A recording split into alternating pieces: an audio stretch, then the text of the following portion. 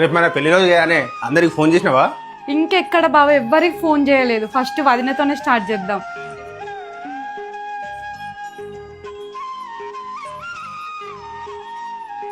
Hello వదిన.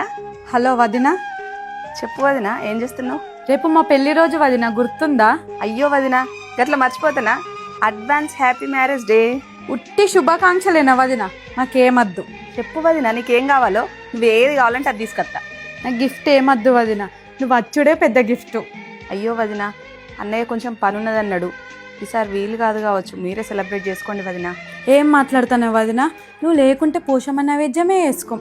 అలాంటి పెళ్లి రోజు ఎట్లా చేసుకుంటాం వదిన? దాందేముంది, నువ్వు వస్తేనే చేసుకుందాం, లేకపోతే నెక్స్ట్ ఇయర్ చేసుకుందాం. నువ్వు గంత మాటన్న తర్వాత రాకుండా ఉంటాను వదిన. తప్పకుండా అన్నయ్యని తీసుకొని పిల్లల్ని తీసుకొని వస్తా. నువ్వు అన్నయ్య పిల్లలు రేపు పొద్దున్నే ఇక్కడ ఉండాలి. సరే వదిన, అందరం వస్తాం. ఉంటానా?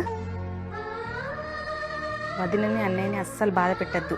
పెళ్లి రోజుకి ఎట్లనైనా ఈయననే తొప్పియాలి వెళ్దామని. అయినా ఈయన నా మాట కాదంటాడా? అన్నాడు కదా.